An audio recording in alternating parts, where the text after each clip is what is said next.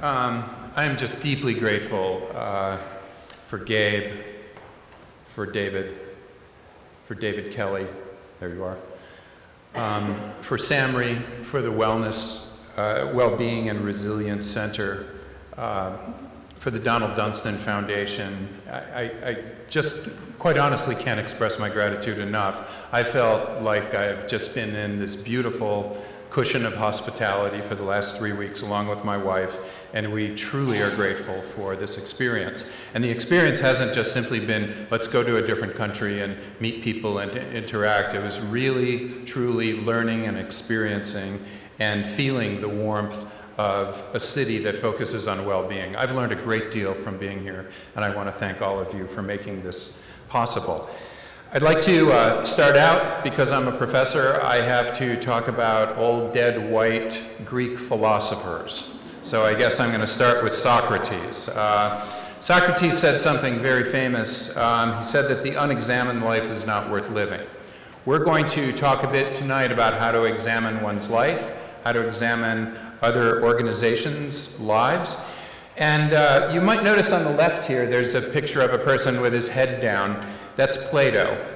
Plato was a student of Socrates. Socrates is essentially a street philosopher. Imagine him kind of on Main Street. He's hanging out, in an alley and talking, and he'd have a bunch of students. And one of those students happened to be Plato. One of Plato's most famous students was this guy on the right, Aristotle. It's pretty amazing. And Aristotle essentially said, okay, Socrates, you're right, an unexamined life is not worth living, but at the same time, a life without purpose is not worth examining in the first place. So we need both of those. And imagine that as a nice two-sided coin of well-being. You want to examine your life. You want to think more about your life. You want to collect data about your life, be more aware and mindful of your life, but at the same time, that life should have some direction to it, some meaning and some purpose. And if you have that, I would argue that you are well.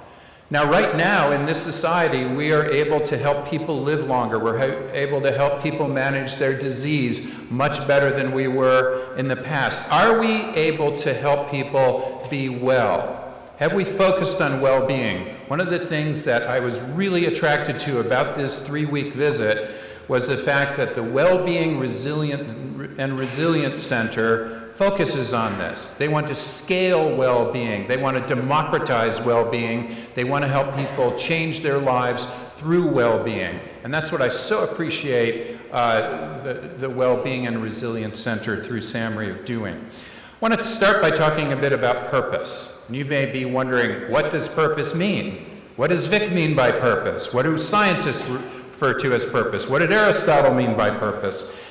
And do I have a purpose? Or am I kind of like mushy inside? Do I just walk around on automatic, usually? Or do I have a purpose and direction in my life? So I'd like to just simply start out by helping you think about your own purpose in life for a second. And the way that I like to begin that is to have you ask yourself, what matters most in your life? What matters most in your family? What matters most at work to you? What matters most in your personal life? What matters most in your community? Whatever those things are, those become your core central values that you attach goals to. So we may, on a Saturday morning, wake up and write a checklist, and the checklist says, oh, I need to pick up some groceries, I need to make dinner, I need to cut the grass, whatever it is. It's a checklist, and you know typically that does better than just saying, I'm going to do a lot of things today. That makes sense. So a checklist is a set of goals. They're mini goals. Or you may swim underwater and say, I want to swim as far as I can. Or you may say, I'm going to try to touch the other side of the pool. If you set that as a goal, you'll swim further underwater holding your breath. So goals seem to create more performance. They create more concentration and focus. They create more effort and persistence in the face of difficult times. In other words, you become more resilient when you have a goal. That's all a purpose is. It's a set of goals around the things that matter most in your life. So let's kind of break this down a little bit. Let's start with a cigarette smoker. And we try to scare her very often with very scary packs of cigarettes. And I must say, Australia has the scariest cigarette packs in the world. I walk by these cigarette packs and it's like going to a horror movie or something. It's like people without throats or without mouths or without eyeballs or dead, just dead. They're like zombie cigarettes. And you think, well, great, we've done our job. Maybe that's what we need to do. But you know what? There's a part of the brain inside called the amygdala, and that's a very reptilian part of your brain, and it goes, woo, my God, I'm scared, that's for sure. But then blood flow stops going to the prefrontal cortex very often. And the prefrontal cortex is part of the brain right up front, is the part that is related to the self and related to making good decisions, related to yourself. And suddenly you're not making good decisions. When we scare people, people tend to make poor decisions. And also, why do people smoke? What's the number one reason? Stress. What did we just cause when we scare people to death? I rest my case. Now, it turns out, though, if we simply ask this woman to think about what matters most to her, I want to be a good mother, I want to be in control of my life, I want to be a good spouse, suddenly, what matters most starts modulating this whole process, and she becomes less defensive, and she goes, wow, yeah, and cigarettes are really bad for me. Maybe I should go ahead and quit smoking.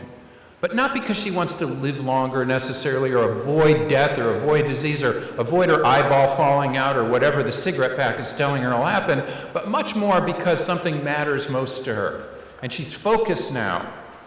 Much more likely to go ahead and quit smoking if we simply ask a person, just think about what matters most to you for the next minute, next 2 minutes. It's amazing. You know, we talk about these big programs. This is an easy one. Just start out by saying, what matters most to you? Now, why does this work? This is what I ask as a researcher. You have to ask, why does simply, like, writing something down or thinking more about your purpose have such an important influence on you? I'd like to start out with what I call the boiling frog metaphor. Anyone heard of this? If you take a frog and drop it into boiling water, the frog jumps out right away. Right? But if you put a frog in cool water and ever so gradually increase the heat, the frog kind of gets sleepy, the frog turns over, the frog croaks, right? That's the idea anyway, that's the metaphor. And it's a good metaphor for what I do, which is helping boiling frogs jump out of the water. So imagine you're trying to do this. And by the way, it's so relevant to so many issues in our society, from what we eat to our obesity to climate change issues. These are boiling frog issues. They don't happen right away. They happen slowly. So how do we help people? And these are the toughest, gnarliest, wickedest questions, to deal with, aren't they? How do we help people jump and make changes in their lives? So let's help this frog. We're all in this auditorium here. We're all therapists suddenly. We're all going to help the frog jump.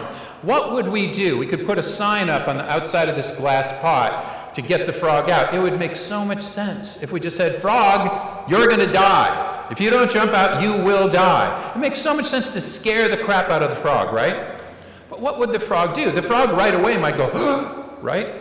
You'd get that, certainly, and that's good. And then we might think, as therapists, we've all done our jobs now, we can go home. We've scared the crap out of the frog.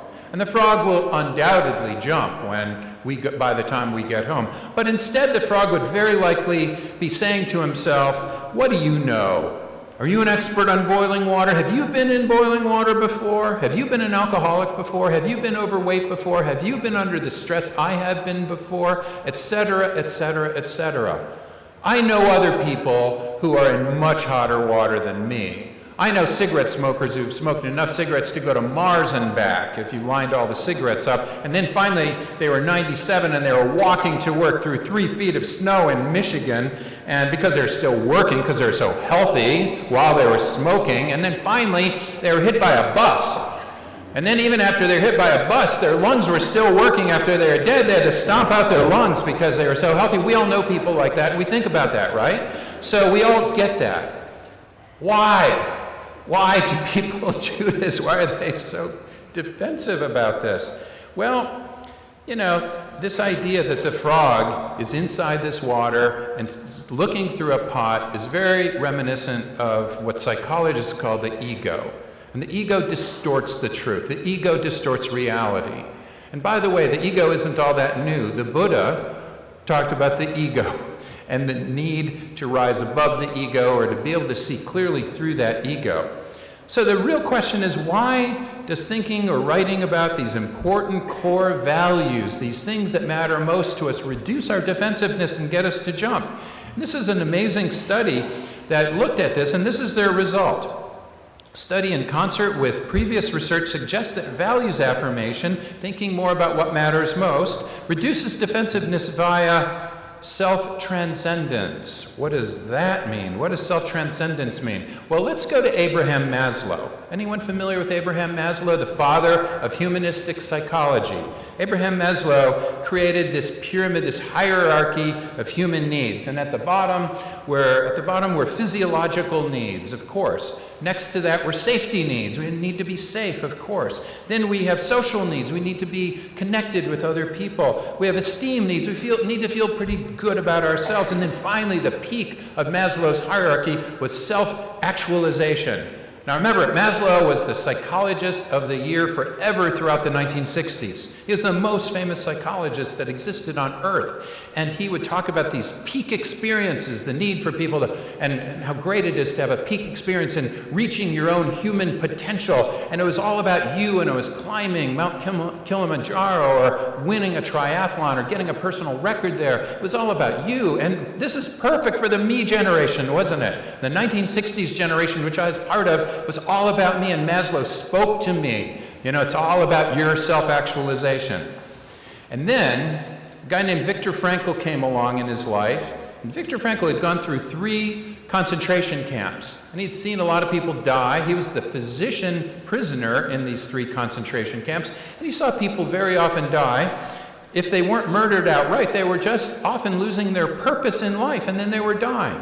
And he found that some of the prisoners were transcending. They were actually, like, if they were starving to death, they'd look at new prisoners coming through the gates and they'd literally hand them their food, what little food they were given, even though they're starving to death. And what Viktor Frankl found is that those people who were giving their food often ended up surviving more than other people did.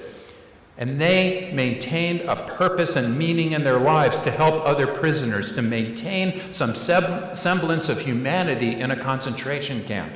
Those people were more likely to survive. And Viktor Frankl said, you know what, Abraham Maslow, it's beyond self-actualization, it's self-transcendence. It's thinking about things bigger than yourself. It's rising above the pot of boiling water so that you can see reality. And once you do, you start becoming really happy, and really healthy, and really well. And in fact, Abraham Maslow, imagine this as a scientist. Somebody, you know, you're the most famous scientist in psychology in the world. Everybody is looking at your model, loves your model. You've written books about it. You meet kings and queens and presidents and everybody. We love your model, Abraham. And he's going, great. And then this guy comes up and says, your model's wrong. What do you do typically as a scientist? You become defensive. Of course, you're going, my model is right. I'm sorry, you're wrong. It'd be standard issue for the scientist to defend his or her model. It'd be perfectly reasonable to expect that. Instead, Abraham Maslow said, you know what? You're right.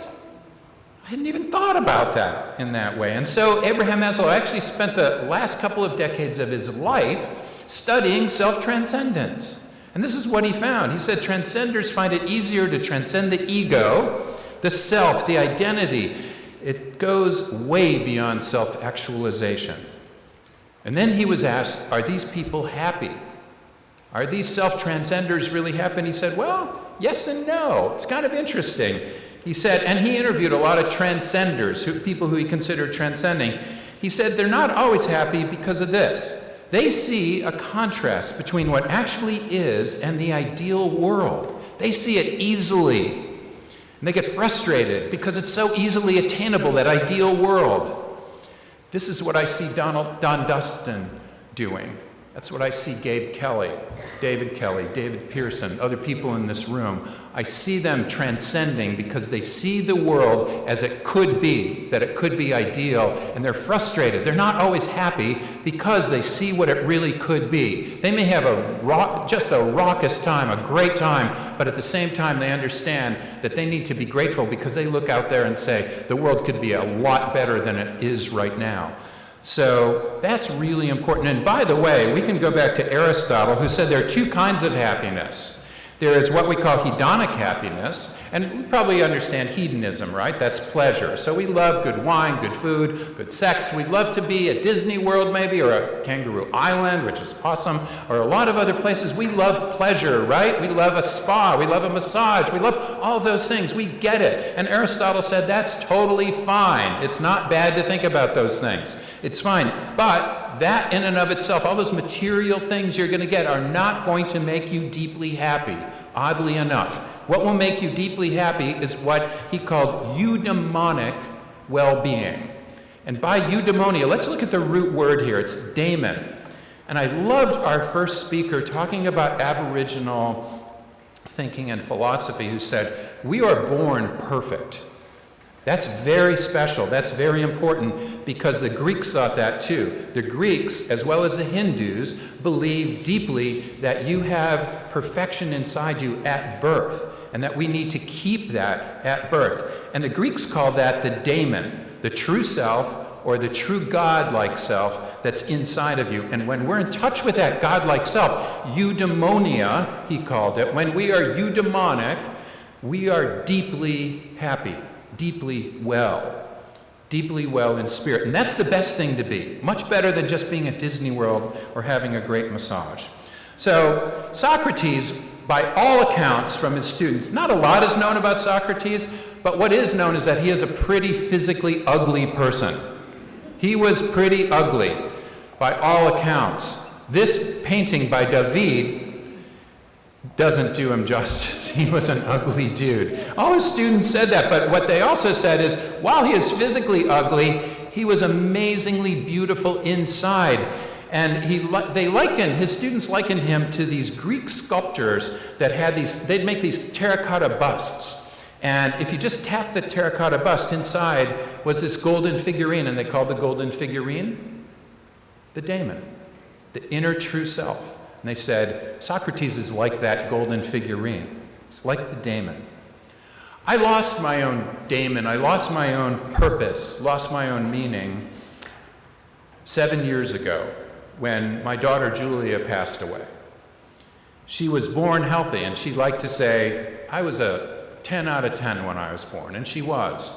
And then 6 months in, we actually were on a sabbatical. We were on a leave, just like we are now. We're on a research leave in the Netherlands. And while she is 6 months old, she caught a chickenpox virus. We all catch chickenpox viruses typically, and it causes a fever and a rash and goes away after a few days. This attacked her heart. And suddenly, as she was losing weight, a doctor took a look at her heart, brought us into a room and said, your daughter Julia is going to be dead within a couple of months. And there's nothing that can be done, I'm afraid. And through our tears, I remember, we'd grasp at straws. We'd go, is there anything that could be done? Is there something like a heart transplant that could be done? What could be done? And I remember in the Netherlands, they said, well, we don't do these heart transplants, and they don't work anyway, and, they're not done on kids, so we would just suggest you take her home, fly home, which we did the next day, and let her die in peace. Which we did. We took her home. We took her into the hospital in North Carolina, where I was teaching, and they said, actually, she might be eligible for a heart transplant. Very few have been done with children. We don't know much about what happens to the hearts, but we do know that they can be done. But on average, half of the kids who wait for a heart, who are listed, die before they get a heart. And if they do get a heart, half of the kids die before 5 years after the transplant. So you can do the math yourself. It's 50% times 50%. It was 25% chance, 1 in 4 chance that she would live to be 5 years old. So we had to ask ourselves, should we even list her for a heart in the first place, or should we let her die, which would be a reasonable thing to do, I suppose. But we couldn't do it. We just couldn't think about letting her die. If she could have a life, we would do it, but only if she could have a big life. And so we started sitting around our gathering place. We call our dinner table our gathering place, and we do gather there with our family and friends, and we said, what is a life worth living? Should we list her for a transplant? What does that mean? What does a big life mean? And we decided if we could give her a life of some purpose, of some direction, of some meaning in her life, some friends in her life, then it's probably worth doing, even if she died at 5, even if she died at 10. And we had no idea. Maybe she would die at 70. We just didn't know. So we listed her, and she became the first child in the southeastern part of the United States to get a heart transplant. She was really a pioneer. And she grew up an amazing person. She ended up becoming a Girl Scout. She was on the softball team. I was the coach of her softball team. She was the worst softball player ever.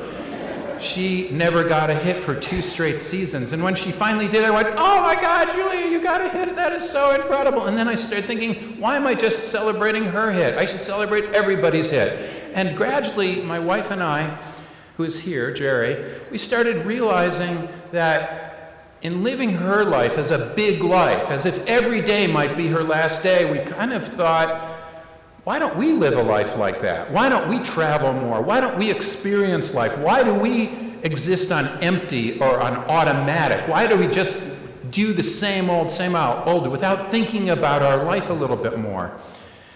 And so we started living a much bigger life. I felt that our life moved from black and white into technicolor. It was amazing. And then Julia wanted to give back. She wanted to become a nurse. She said of all the people who helped her, it was the nurses who helped her the most. Anyone a nurse in here? Thank you. So she got into the University of Michigan School of Nursing. And after the first semester, she was burned out. It was tough. You could tell she was just having a really hard time, and her mom, Jerry, my wife, just really worked so hard with her to maintain that good life. And then we took her, so we decided, let's take her to the Caribbean. We'll take her boyfriend, too. And I know some of you are going, her boyfriend? You know, how old was she? She was 19, and her boyfriend, 19. Really? Are you kidding? But, you know, we thought if every day might be her last day, we never know, we're going to give her an amazing time. Just an amazing, because she was in love with this boyfriend for years. It's great, let's give that to her. And so we took our older daughter, Rachel, as well, and her boyfriend, and we just had an amazing time. And the third night in, we had this amazing dinner at the gathering place, but it was down in the Caribbean, right by the beach. And we were all walking back on the beach, and she and her boyfriend went back to their room, and she turned to her boyfriend before she went to sleep, and she said, I'm so happy that I could die. And that night she did, unexpectedly. No one expected it to happen. She had been checked out, and she suddenly died of a heart attack in her sleep. When that happened, I lost my purpose. And a few months later, I was, in fact, I'll tell you just a brief story. 2 weeks after she died, I was at a conference, and I was giving a keynote kind of like this, but the speaker just before me was an occupational health doctor, and he had all these statistics up and said, well, here are the rates of productivity loss if you get sick.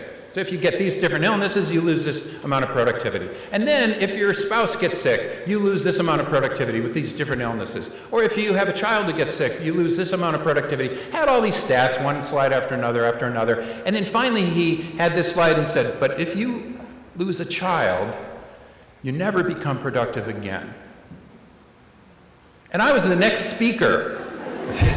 And he didn't know I just lost my child 2 weeks ago. But, you know, so I got up there and I wanted to say, but I didn't because I'm polite, relatively polite, from Michigan. We're in the Midwest. We're nicer than people in New York.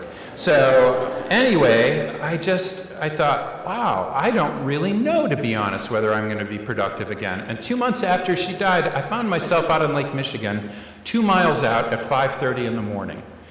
And I found myself thinking, I was 2 miles out, and Lake Michigan is not unlike the ocean. I mean, especially it can be. In this case, it was super smooth and beautiful, and I just kept rowing, and it was 5:30 in the morning. It was still dark. The water was about 40 degrees or so. If I'd fallen in, I would have died. I didn't have a neoprene suit on. I just jumped right out of bed in my boxer shorts and t-shirt and jumped into the kayak and literally just started paddling out as fast as I could. And about 2 miles out, I started asking myself, wow, I bet it's so smooth and beautiful out here, maybe I could paddle to Wisconsin. Now, Wisconsin is a state right next to Michigan, across from Lake Michigan, and Lake Michigan is 80 miles wide. I wouldn't have made it. But I was really thinking maybe that would be an amazing thing to do, just to go as far as I possibly could. And then the sun came up. And as the sun came up, I started feeling my daughter in me. And I don't know how to explain this. I'm a scientist. I didn't really believe in these spiritual occurrences of somebody talking to you from the dead, but I certainly felt my daughter in me. And I felt my daughter saying, Dad, you have to get over this. And not like you have to get over this, but like you have to get over this. You have to get out of that pot of boiling water. You have to get over your ego. You have to see clearly or you will die. And you are at a crossroads right now, Dad, and you have a choice. And we all have choice. And this choice is die or go back. But if you go back to shore, you're going to have to change your life completely. You cannot be the same person you were before, and you have to make that decision.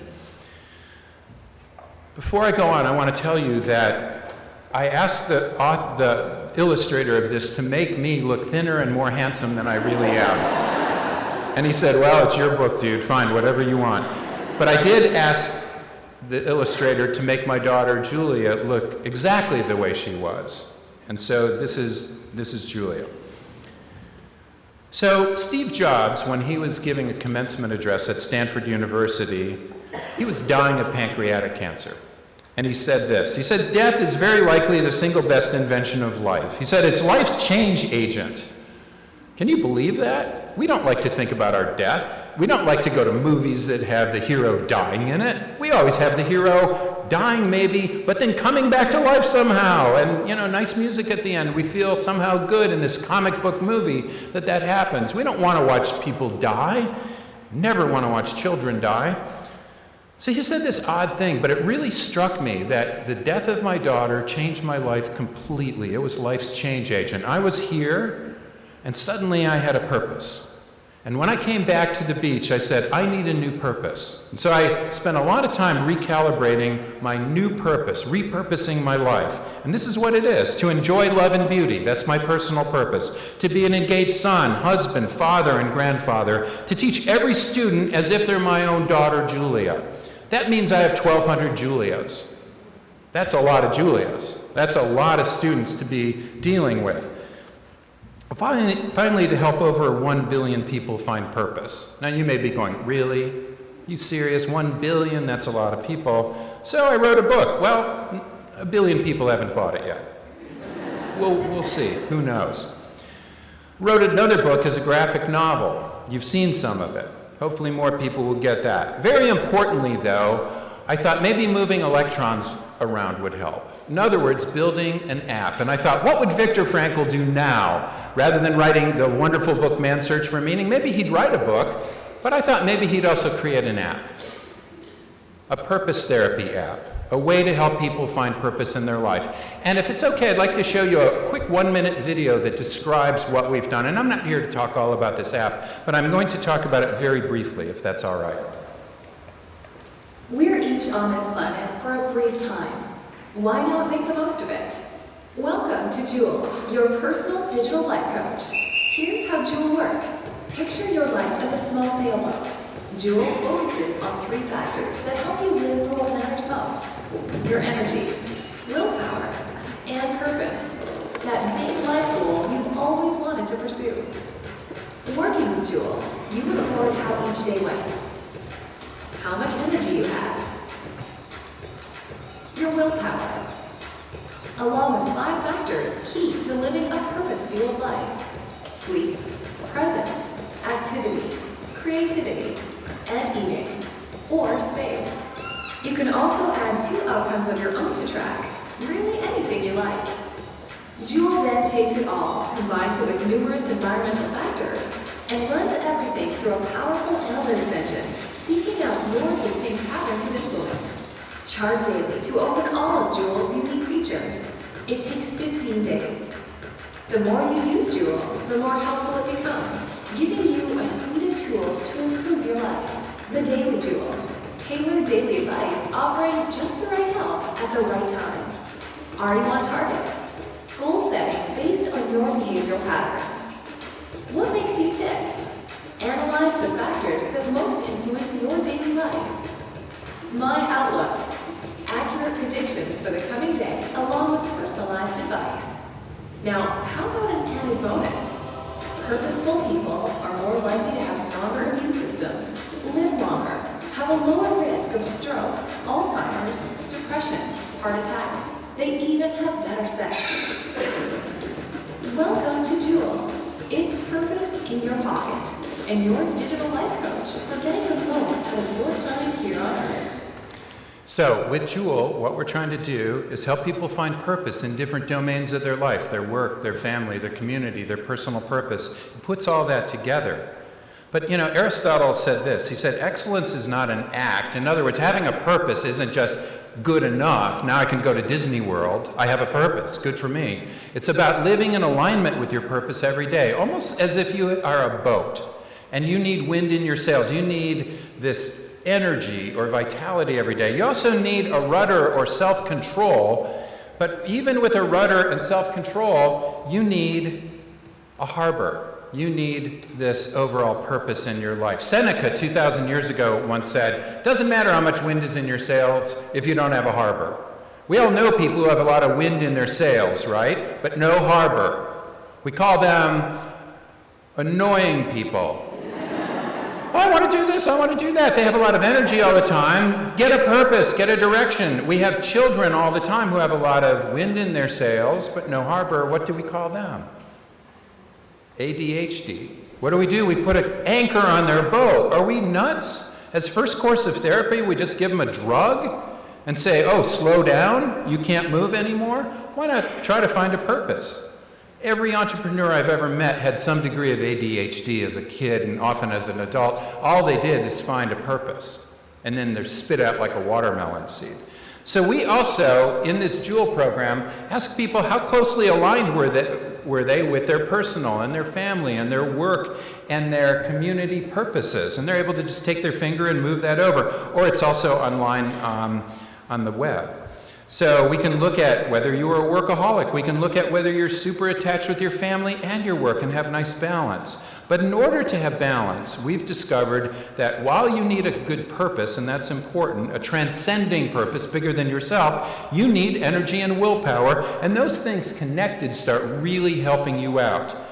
In order to have more energy and willpower to be connected with your purpose, we found 5 things that make sense, that are beautiful, positive behaviors that are essential elements to having more energy or vitality and willpower or self-control. And that includes sleep, presence, activity, creativity, and eating. And I won't get into these in any detail, just to say we call this space. Did you give yourself space? But presence, mindfulness, that could be yoga, it could be meditation, it could be prayer. There are a lot of things that constitute presence. Creativity. I won't ask how many people think they're creative here, but many people don't think they're creative. Everybody is creative. My wife is an artist. I was a math and science major when I first met her at an undergrad, and she said, you're one of the most creative people I've ever met. And I said, I am not creative, I'm in math and science. And she just laughed. She said, no, you don't understand creativity at all then. And it took a long time. She was like this great creativity midwife that pulls it out in people, and pulled that out in me. So if you view these as gears, you kind of assemble all of this as part of your engine in your body, and you connect all this, and it becomes a really important engine for your well-being. You could also think about well-being related to the environment, though. Our social environment is so important to us. The weather right now, would we feel like being super active outside and super energetic? Maybe not. Even here, it's a little bit warm, isn't it? So, it's hard to be energized and engaged when it's super hot or muggy outside. So we measure things like that at Jewel. We look at temperature, we look at where you are, we look at the day of the week. Are you as energetic on a Monday as you are on a Friday? Probably not, but some people are and some people are not. Putting that all together for you and assembling it into this engine, figuring out what makes you tick is really cool. This is what we call, and what I'll get into later, a precision model, because we're focusing on what makes you tick over time. You might have gathered a bit of that from the video. I'm going to move into that, because what Jewel is doing is moving the standard Brockleyan treadmills, focused on physical health, and all that is important. It's just old. I've heard it all, and it's fine. It's just, I've heard it. Moving wellness to well-being. How do we do that? How do we build purpose in our lives as kind of the soil, the substrate that all these remarkable flowers can bloom from? The other thing that is innovative, I think, about our future, what we can do to innovate, is moving from population models, and I'll explain that in a second. So if you're not familiar when I call this a population model, I'll discuss it, but it's basically treating everybody as if they're average. Nobody in this room is average, I can promise you. And if we build an averagist program, if we build a pill or a drug or a treatment or something that's based on average, or even a seat, even a chair, that's built for an average person, it won't perfectly seat any of us practically, right? But it's trying to be average. So when we start with an averagist approach, we're going to miss a lot of people. Moving that to what's now called a precision approach is very important, and I'll describe that. So if you look at the upper right-hand quadrant, what we're trying to do is build what we call precision well-being. And I'd like to spend 5 minutes just talking about what I mean by precision here. Is that all right? So this will get a little heavy in a bit, but happy to answer any questions about it. This is a study we did years ago looking at people's quality of diet, their nutrition diet quality, okay? And some people had excellent diet, some people had good diet, some people had a poor diet. And then we followed them for a year, and what we found is that the people with an excellent diet lost 5 pounds over that 1 year, those 12 months. People with a good diet lost 2.6 pounds. Great, good for them. People who had a poor diet gained 2.4 pounds. Now, I could write a journal article about this. I could say, diet influences your weight loss or weight gain. It's really important. It influences it within 1 year. We know that. This is, by the way, very statistically significant. It's very unlikely that this relationship is due to chance. But let's look at it more specifically. And by the way, this is what most science is based on, averages and means. So they'll look at a mean score, an average score of one group, compare it to the average score of another group. But let's look at what those means are based on. They're based on distributions of weight loss or weight gain.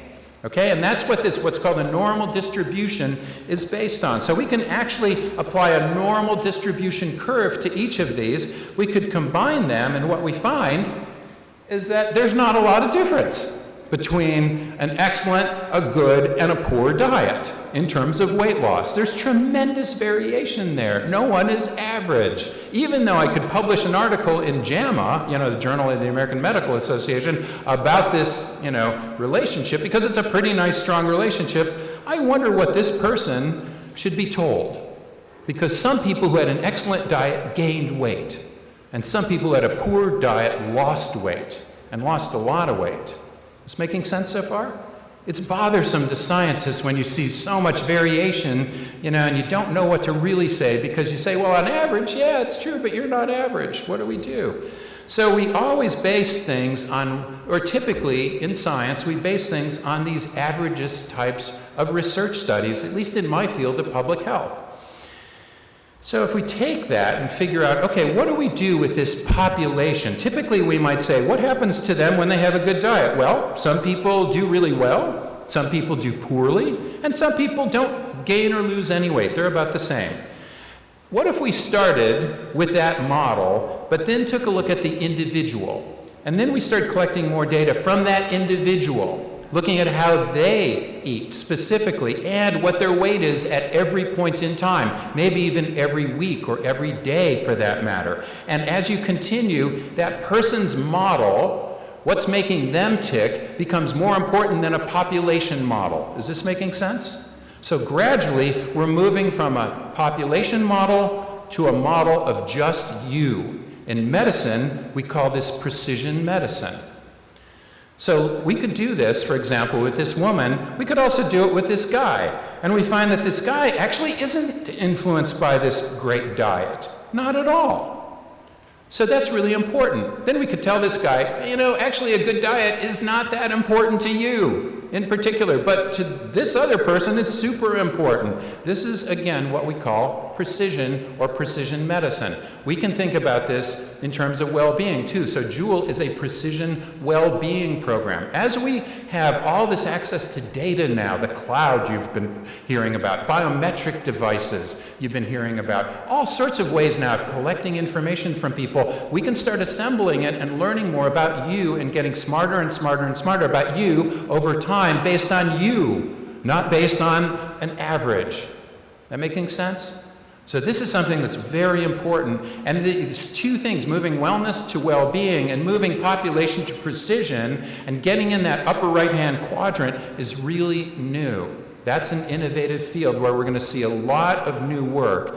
And that's what's so exciting about working with the Wellbeing and Resilience Center, because they're very excited about this. And another area that I've been really thinking about more and talking with people a lot are precision workplaces. Now, we've talked about this woman and that she's often influenced, usually we use an averagist approach. Well, you know what? We often do that if we're working with a workplace. We may say, oh, company X. We know a lot of companies, and we know what influences them. We know what gives them more productivity or a higher, return on investment. But you say, well, wait a second. My company's different than those. And it turns out that if you've seen one company, you've seen one company. So we could create a precision model around a company where we say, hey, company, do you have a purpose? Do you have a mission statement? Well, not really, we haven't really gotten around to that. That's fine. Well, let's start thinking about a mission statement or a purpose statement. And then let's start thinking about what makes you tick. And I won't go into detail, but you could start looking at predictors that give alignment, that company alignment with their mission. That make sense?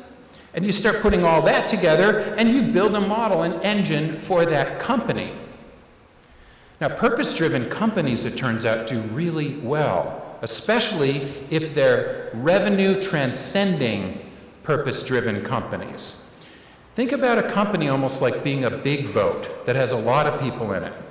There's an amazing study that was done called Firms of Endearment. And Firms of Endearment was developed, it was a study developed by 3 business school professors, and they took a look at 28 amazing companies. Half of them were for-profit, half were not-for-profit. And you can read the logos here. You probably recognize some of the companies. Many are in Australia.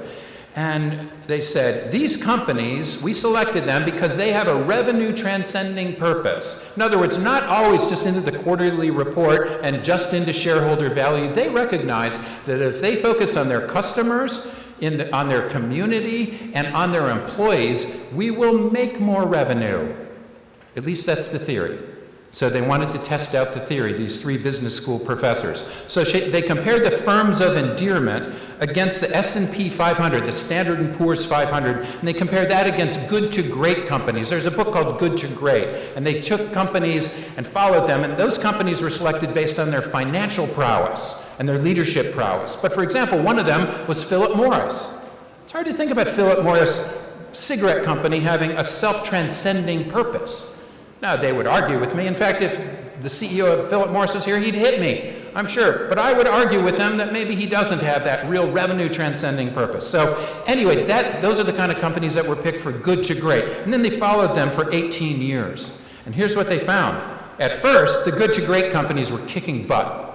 They're twice as effective in returning your investment back to you. Then, after a while, the Firms of Endearment started doing better. And we need this whole y-axis because this is what happened to the Firms of Endearment. They returned 1,681% of your investment, compared to good to great companies returning 263% of your investment, compared to the Standard & Poor's 500 returning only 118% of your investment. Thinking about revenue-transcending purpose helps you make more revenue. Thinking about self-transcending purpose helps you do better yourself. That seems to be what the case is. Studs Terkel, one of our famous American authors, said, working is about the search, too, for daily meaning as well as daily bread, for recognition as well as for cash, for astonishment rather than for torpor. In short, for a sort of life rather than a Monday through Friday sort of dime. Very important we connect our employees with purpose and mission within their company so that collectively they're connected. That company does much better. And I'd like to close over the next couple minutes by talking about something I only started thinking about here, based on my visit to Adelaide and working with people like David Pearson, who talks about the purpose economy, and Gabe and other people who really think about cities here in an interesting way, and South Australia. So typically we may say, hey, let's do things that work here that have worked for other cities. But you know what? You may say, if you've seen one city, you've seen one city, and maybe Adelaide is just a little bit different. because all cities are different. Don't treat us as average. So let's think about what we might be able to do. How could we collect data? We've talked about the importance of collecting data. How could we collect data on cities? Well, we could look at things like the crime rate. We could look at things like amount of green space. We could look at things like daily traffic rate. We could look at the weather. We could look at all sorts of different things. We could look at whether the cricket team here beats England this weekend, because that might have an influence on our ability to align with purpose. So let's look at all those things. Now, how would we do that? We might be able to give Jewel, the product that I created, to everybody here. We may also be able to send out just real quick pulse questions. How are you doing? How much energy do you have? Last month I was in Heathrow Airport, and I was going through security, and I saw this kiosk. As I was walking out, it just said, "How was your arrival experience today?" Just press one of these 4 things. I just pressed, boom, green. Great experience, actually, and this was part of it. So nice to be asked how your experience was. I enjoyed it, and it was super simple. Wasn't that cool? I saw everybody doing it. They just walked by, bonk, bonk, walked out of the bathroom in Calgary, Canada. How was the cleanliness of the bathroom? Bonk. That was so cool. No, and walk away. It's that easy. We could put in these little pulse questions. How was your energy today? Or we could do it online. We could do it, how was your energy today? If you hate these 4 little things, kind of goofy little, pieces, like the guy in the red, it's kind of like you just stole my ice cream or something, Maybe you don't like that. Maybe you want it a little more elaborate, have crazy things. Now, how could you feed all these data back? Let's say we're collecting data over time from people, just finding out how they're doing, little pulse questions and collecting environmental data, looking at all these environmental, like economic data, business data, traffic data, weather data, and and everybody says, oh, we have a lot of data, we don't know what to do with it. How about if we assemble that and use what's called predictive modeling to start figuring out what makes Adelaide tick? And we're familiar with stock tickers, right? What if we had a stock ticker that was a well-being ticker? That actually said, yeah, your energy level, Adelaide, is pretty darn good. Purpose is only medium, and started educating people, making all these data transparent. So purpose-driven cities, what are the elements that go into a purpose-driven city? I'd rather than having a whole bunch of moving gears and cute little animations in this, I'd actually like to go back to Bobby Kennedy and something that he said. Bobby Kennedy said this: even if we act to erase material poverty, there is another greater task. It is to confront the poverty of satisfaction, purpose, and dignity that afflicts us all. Too much and for too long, we seem to have surrendered personal excellence and community values in the mere accumulation of material things. Yet the gross national product does not allow for the health of our children, the quality of their education, or the joy of their play. It does not include the beauty of our poetry or the strength of our marriages, the intelligence of our public debate, or the integrity of our public officials.